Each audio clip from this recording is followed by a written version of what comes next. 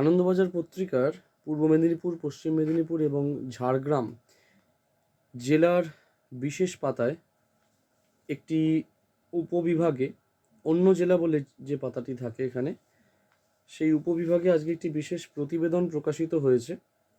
যে প্রতিবেদন আমার মনের অত্যন্ত কাছের একটি বিষয়বস্তুকে উপস্থাপনা করে। আমি জাস্ট খুব ছোট্ট করে একবার তুলে দেখাচ্ছি।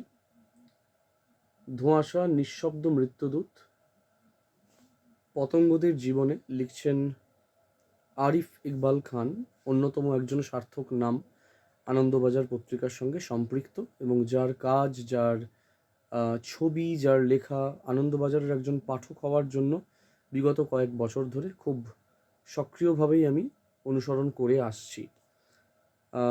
ওনার সঙ্গে পরিচিতি হতে পারাটা একটা ইটসেলফ খুব বড় একটা প্রাপ্তি। পরিবেশকে খুব কাছ থেকে যে মানুষরা দেখেন, তাদের সঙ্গে যখনই একটা সংযোগ সাধন করার মতো সৌভাগ্য হয়, তখন তার থেকে বড় কোনো প্রাপ্তি সত্যিই থাকে না। তো খুব দু চার কথায় পুরো বিষয়টিকে তুলে ধরে আমি আর্টিকেলটা একটু পড়ে শোনাবো। প্রথম কথা বলে রাখি, প্রজাপতি চর্চা আমার আরম্ভ হয় মূলত এই বইটি দিয়ে। অন্যতম দিকপাল জীববিজ্ঞানী যুধাজিৎ দাশগুপ্তের লেখা পশ্চিমবঙ্গের প্রজাপতি। এবং 2013 সালের মার্চ মাসে যখন আমরা প্রথম বাটারফ্লাই অবজারভেশন ক্যাম্প করি পূর্ব মেদিনীপুরেরই নাড়াদাঁড়িতে, ছাতিমতলা বলে একটি জায়গায়, অবসরপ্রাপ্ত অধ্যাপক দিলীপ রায়ের বাড়িতে, তো সেই ক্যাম্পের জন্য সেখানকার স্টুডেন্টসদেরকে অবজারভেশন নিয়ে ট্রেন করার জন্য প্রথম বিতোষক জেঠু এই বইটি এক প্রকার উপহার হিসেবেই আমাকে দেন। তো 2013 মার্চ থেকে এই বই আমার সঙ্গী, আমার লাইব্রেরিতে এবং মননে অবশ্যই। তো জেঠুর দেওয়া এই বইটি এবং আরেকটি বইকে আমি ধন্যবাদ না জানিয়ে পারছি না, a pictorial guide butterflies of Gorumara national park, north Bengal forest ডিপার্টমেন্টের নিজস্ব প্রকাশনা। এবং এই বইটির জন্য আমি মূলত অনুভব এক্সপিডিশন ফর বেটার টুমরোর একটি অনুষ্ঠানে, আমাদের ফিল্ম শোয়ের 2018 সিরিজে, অর্থাৎ থার্ড সিরিজের দরুন আমি এই বইটি ওখানকার সুভেনিয়ার থেকে কালেক্ট করি, নেচার মেটসের সুভেনিয়ার থেকে। নেচার মেটসকে ধন্যবাদ। এবং এই বইটি সাজেস্ট করবার জন্য আমি যাকে ধন্যবাদ জানাবো, অন্যতম শিক্ষক জীবনে, যদিও তার সরাসরি ছাত্র কখনো হতে পারিনি, কিন্তু ছাত্রর থেকে কোনো অংশে কম নই। শিক্ষক ছাত্রের মধ্যে এভাবে তো প্রাতিষ্ঠানিক সম্পর্ক হয় না।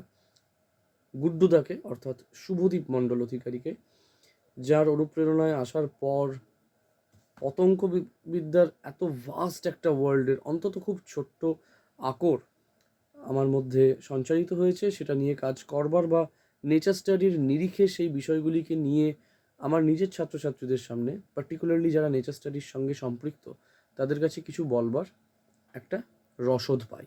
গুড্ডুদাকে অশেষ ধন্যবাদ, কারণ দাদা যখন আমাকে প্রথম বলেছিলেন বইটির কথা, তখন এটা অলরেডি আউট অফ প্রিন্ট। অত্যন্ত ভারী একটি বই। আমি কলেজ স্ট্রিটেও খোঁজ করেছিলাম, ন্যাশনাল বুক হাউস পার্টিকুলারলি আমার খুব পছন্দের জায়গা ওয়াইল্ড লাইফ ওরিয়েন্টেড বইপত্র কেনার জন্য, তখন অনলাইন শপিংয়ের এই এত রমরমার জায়গায় এসে পৌঁছয়নি। তো স্বাভাবিকভাবেই কলেজ স্ট্রিটে প্রথম যখন খোঁজ করি এবং পাইনি, যখন ভাবছিলাম যে বোধহয় অপরচুনিটি মিসড আউট হয়ে গেল, কিন্তু ফাইনালি আমাদের অনুভবের মঞ্চকে এবং নেচার মেটসকে ধন্যবাদ। এত সুন্দর একটি আকর, এত ইনফরমেটিভ এবং এত ভাস্টলি ডিটেইলড, আমি জানি না কতটা তুলে ধরে দেখাতে পারবো, কারণ আমি এক হাতে স্ট্যান্ড ধরে রেকর্ড করছি এবং অত্যন্ত অনাড়ম্বরভাবেই রেকর্ড করা। আমি বেশি কথা একেবারেই বলতে চাই না, এতটাই ভাস্ট পিক্টোরিয়াল ডিটেলস রয়েছে এখানে, খুব সূক্ষ্ম পার্থক্যের জন্য। আরেকটি বই অবশ্যই আমি বলবো, পশ্চিমবঙ্গ জীববৈচিত্র্য পর্ষদের একটি খুব ছোট্ট হ্যান্ডি ফিল্ড গাইড, যেটা আমি স্টুডেন্টসদেরকে সবসময় সাজেস্ট করে থাকি এবং আমার বাড়িতেও এর দু একটা এডিশন বাদে সবগুলোই আমার কাছে রয়েছে। এই ফিল্ড গাইডটি পার্টিকুলারলি লিখছেন, এটাও যুধাজিৎ স্যারেরই লেখা, যুধাজিৎ দাশগুপ্তেরই লেখা একটি, মানে বলা যেতে পারে পশ্চিমবঙ্গের প্রজাপতির খুব ছোট্ট একটি সংস্করণ, বাংলার প্রজাপতি। এবং কি সুন্দর ইলাস্ট্রেশন এর! বাংলার মাছ, বাংলার মাকড়সা, বাংলার মশা, বাংলার স্তন্যপায়ী এবং বাংলার পোকামাকড়ের উপর বোধহয় একটা এডিশন রয়েছে। তো বাংলার সাপ, যেটা ভুলে যাচ্ছি অবভিয়াসলি, মানে আমি একবার দেখে নিলাম এক্ষুনি, পাশে একটি নতুন সেলফ হয়েছে। এই আকরগুলিকে মূলত সঞ্চয় করে এবং সেখান থেকে নিজের মতো করে রসদ জুগিয়ে একটা পথ চলা শুরু করি। 2013-তে আমরা বাটারফ্লাই অবজারভেশন ক্যাম্পের প্রথম সিরিজ করেছিলাম, ঠিক আমার মাধ্যমিকের পরেই। এবং তারপর 2014 সালে বেশ কয়েকটি প্রতিবন্ধকতার জন্য সেকেন্ড সিরিজ আমরা ওই বছর করে উঠতে পারিনি। কিন্তু 2015 এবং 2016 সালে পরপর দুটি যথেষ্ট বড় পরিসরে নেচার স্টাডি ক্যাম্প করা হয় এবং প্রচুর ছাত্রছাত্রী তাতে অংশগ্রহণ করে এবং অনেকের মধ্যে সেই আগ্রহ কিন্তু সঞ্চারিত করা সম্ভব হয়েছে। সবথেকে বড় কথা, আমি প্রথম নেচার স্টাডি ক্যাম্প করি তখন যখন আমি ক্লাস 10-এর ছাত্র, 11-এ উঠছি এরকম সময়। তখন যাদেরকে আমি ক্লাস 5, 6, 7 পড়ুয়া দেখেছিলাম, আজ তারা কেউ মাস্টার্স ডিগ্রি করে, কেউ ডিপ্লোমা করে, কেউ অন্যান্য যে কোনো সেকশন নিয়ে তার নিজের জীবনের প্রগতিশীলতার খাতে প্রভাবিত হয়ে আজকে প্রতিষ্ঠিত। তো তাদের সঙ্গে আবার যখন দেখা হচ্ছে, এক মঞ্চে যখন ফিরে যাচ্ছি, এটা সত্যি বিরাট বড় একটা অন্তরের অনুভূতির জায়গা, খুব বড় একটা ফুলফিলমেন্টের জায়গা। আমি খুব সংক্ষেপে কয়েকটি কথা তুলে ধরলাম, আর এক মুহূর্তও বেশি সময় না নিয়ে আমি আরিফ স্যারের লেখাটি সবার সামনে একটু পড়ে শোনাবো। ধোঁয়াশা নিঃশব্দ মৃত্যুদূত পতঙ্গদের জীবনে। অনেক সময় বোঝাতে ব্যবহার করা হয়, অনেক বোঝাতে ব্যবহার হয় পোকার মতো পিলপিল করে। আচ্ছা, মাফ করবেন, অনেক বোঝাতে ব্যবহার করা হয় পোকার মতো পিলপিল করে, কিন্তু পিলপিল করা সেই পোকারা কোথায়? সোনা পোকা, ঢনঢনে মাছি, কাঠি পোকা, গুবরে পোকা, গন্ধি পোকা, লেডিবার্ড, বিটল, কত রকমের পোকা। বিজ্ঞানী ও প্রকৃতিপ্রেমীদের আশঙ্কা কমছে পোকার সংখ্যা। পোকামাকড় এখন বিপদগ্রস্ত, আর সেই বিপদের কারণ অনেক, তবে উৎস এক: মানুষ। পোকামাকড় নিয়ে স্থানীয়ভাবে কিছু কাজ হয়। তমলুক ফ্লাওয়ার লাভার্স অ্যাসোসিয়েশনের প্রকৃতি পাঠের পাঠশালার পক্ষ থেকে সম্প্রতি স্থানীয় এক অনাথ আশ্রমের পড়ুয়াদের নিয়ে গাছগাছালি চেনাতে বিরিঞ্চি বসান নারাদারি গ্রামে এসেছিলেন প্রকৃতি বিজ্ঞানীদের একটি দল। দলে ছিলেন প্রজাপতি বিশেষজ্ঞ প্রতীক মহাপাত্র। একদমই বিশেষজ্ঞ নই, এটা হি ইজ আ স্পেশালিস্ট কথাটা বিতোষক জেঠু ভালোবেসে বলেছিলেন, তাই। কারণ এন্টেমোলজির এত বড় ফিল্ডে বিশেষজ্ঞ হওয়া আমার দুঃস্বপ্নেও আসবে না। যারা করেন তাদের জন্য কুর্নিশ। আমি খুব সাধারণ একজন পর্যবেক্ষক। অন্তত প্রতীক জানান অন্তত 70টি প্রজাতির প্রজাপতি পূর্ব মেদিনীপুরে দেখা যায়। এবার প্রজাপতি খুব কম দেখেছেন, এর কারণ গাছের সংখ্যা কমে যাওয়া এবং ধোঁয়াশা। মূলত আমরা নেকটারিং প্ল্যান্টের কথা বলছি। ময়নার বাসিন্দা পরিবেশ বিজ্ঞানী প্রশান্ত কুমার মাইতি ছিলেন প্রকৃতি পাঠের পাঠশালায়। তিনি জানান দূষণে হারিয়ে যাচ্ছে বহু দেশজ গাছ, এদের সঙ্গে বেশ কিছু পোকামাকড় বিলুপ্ত হচ্ছে। শীতের ধোঁয়াশা, মানে ধোঁয়া এবং কুয়াশা, পতঙ্গ জীবনের নিঃশব্দ মৃত্যুদূত।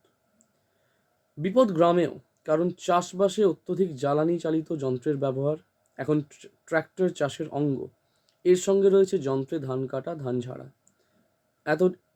এতে ডিজেল পড়ে, ভিডিওর পার্টন একটুখানি সামনের দিকটা অন্ধকার থাকার জন্য আমিও কম দেখছি মনে হয়। এতে ডিজেল পড়ে, নাড়া পড়ানো, পাতা পোড়ানো, কাটা তেল ব্যবহার হচ্ছে যথেষ্ট।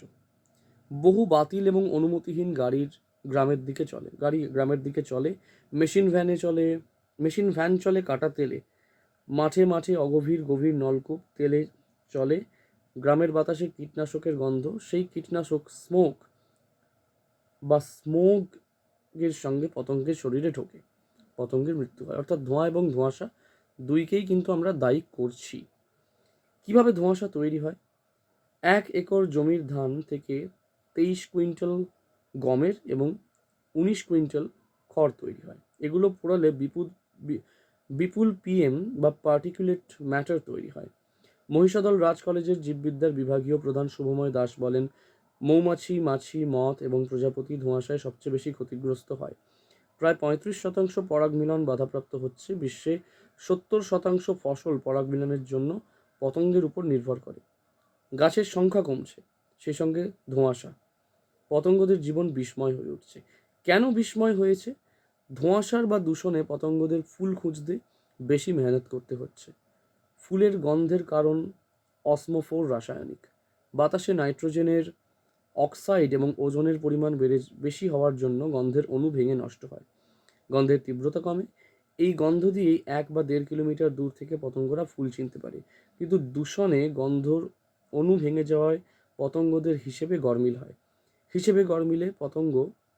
গড়মিলে পতঙ্গ থাকে অভুক্ত, গাছ থাকে পরাগ মিলনবিহীন।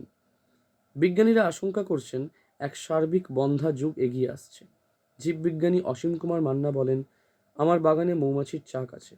চাক থেকে বেলা 10টার আগে মৌমাছি বার হচ্ছে না কুয়াশা থাকলে।